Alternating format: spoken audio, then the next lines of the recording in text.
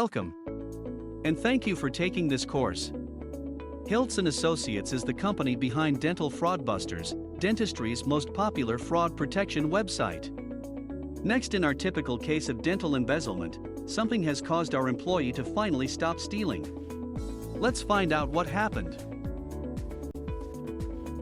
Okay, this is a relatively short lesson, and what we want to ask ourselves is, when will a dishonest employee stop stealing? Well, there's only one circumstance in which a dishonest employee is going to take their hand out of your wallet, and that is when they are no longer employed. They will steal until their last day of employment.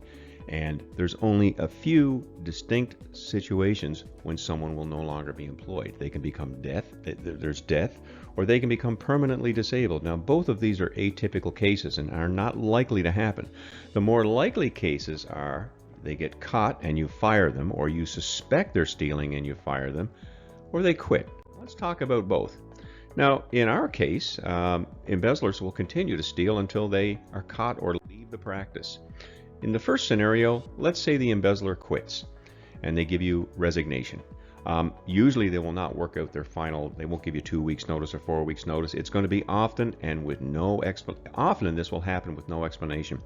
And it's because the employee's spidey sense has started to tingle. Perhaps you've changed your behavior in the practice.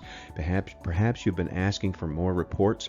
Something has stepped on their Pacinian corpuscle, and they are extra sensitive to any type of external pressure, and they don't want to get caught. So if they feel that the big iron glove is going to come down out of the sky and scoop them up, they quit. And when they do so, it is sudden, and it is unexpected, and it may be dramatic.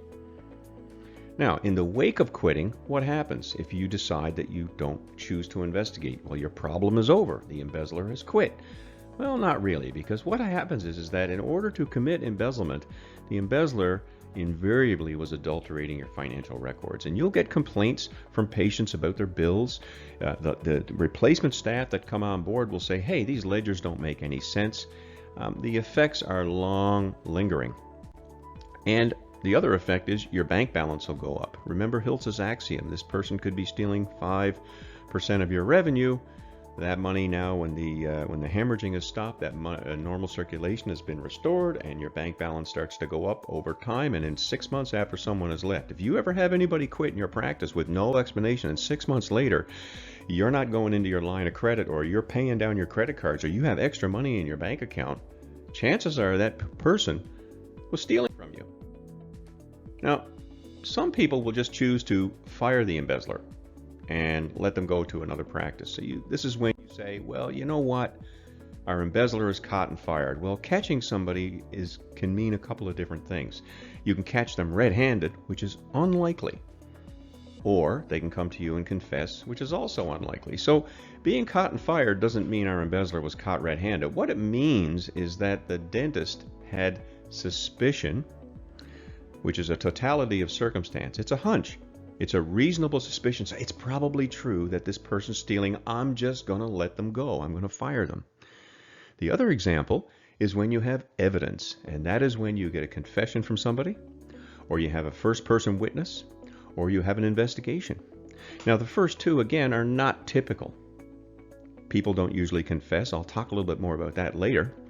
And it's not usual that you'll have a first-person witness, although I have had cases where other employees of the practice have gone to the practice owner and said, look, I think your front desk person may have a problem handling cash, or they may have observed something. But in most cases, these things don't happen. So you've got these two thresholds: suspicion and evidence. And evidence is what you really need to fire somebody on a for-cause basis. And there's some articles on the Dental Fraudbusters website talking about how to do that properly. Most dentists will make this mistake. They will say, it's probably true, so I'm just going to let her go, and you're fired. And they do it in accordance with state or local employment law. The problem with letting her go is that you'll always have that regret. I've heard doctors say to me, yeah, couldn't have stolen more than $20,000 or $30,000. I just decided to let it go. That sets such an unethical example to your remaining staff. They read you like a book. They'll talk about you when you're not in the practice. They'll talk about you after work and in social settings, and they will say such things as, why didn't she press charges? Why didn't she have an investigation? How could she let that person go somewhere else? Or he, if it's a male doctor who has taken this decision.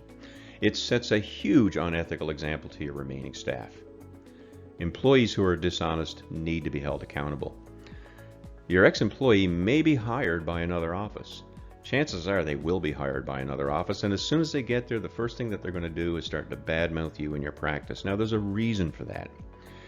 If you've fired me and I've left, the last thing and if I've been stealing, of course, the last thing that I'm going to want is any interaction between the practice where I'm working now and your practice. I don't want you to know I'm working here in this new location, and I don't want any of the people here to know my history in my previous employment with you.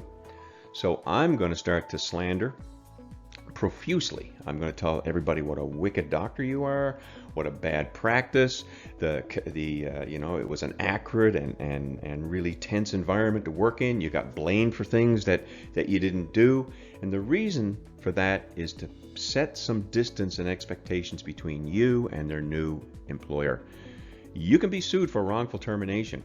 Now, if you fire somebody, not just letting her go, but if you fire somebody and say, I'm firing you for theft, and you don't have the evidence, chances are you could be sued for wrongful termination, and that's happened twice in my career. Again, that's not typical, but it has happened twice in my career where someone was stealing. They successfully sued the dentist for wrongful termination. Now, your unemployment tax goes up. It's a jagged, bitter pill to swallow when someone has stolen money from you, you've let them go, and now they filed for unemployment, and your unemployment tax goes up because now you're paying extra premiums for a thief.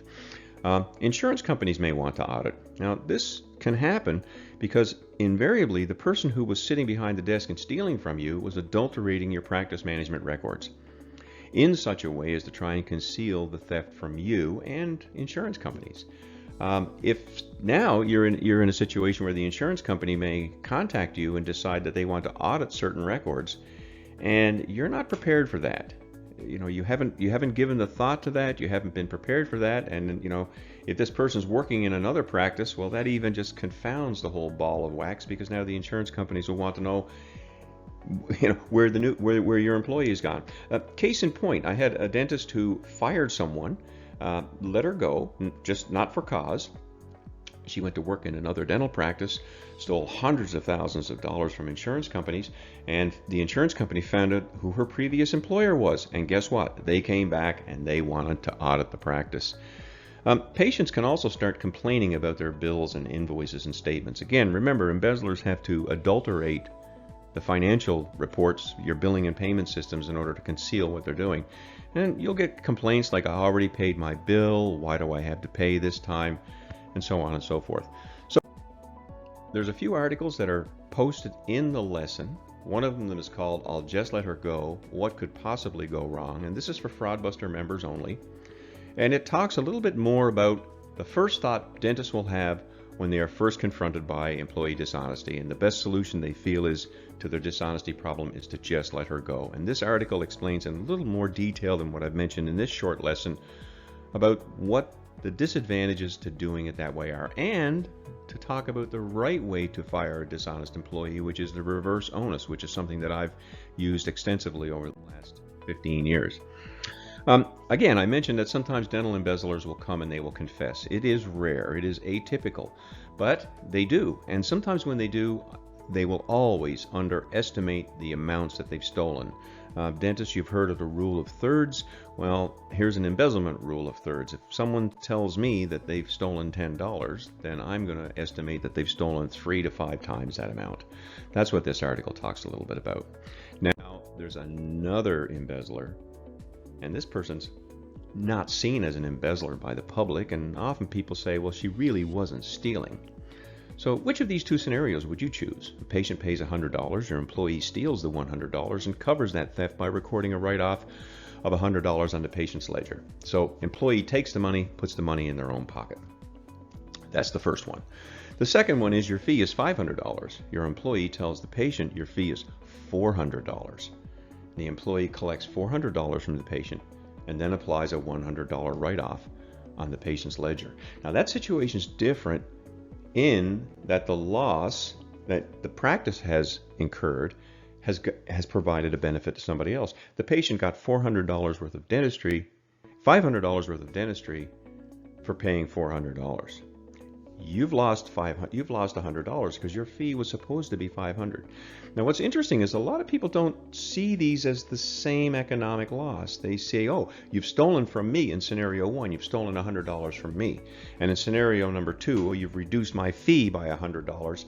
And scenario number two is much worse. If you had to choose, you would choose scenario one. You'd rather have somebody stealing directly out of your pocket than reducing your fees and giving write-offs to patients. And again, there's an article that I have on Dental Fraudbusters website which will talk more about this in detail, and I urge you to go and read it. And again, it's for Fraudbuster members only, so you've taken this course, you are already a member.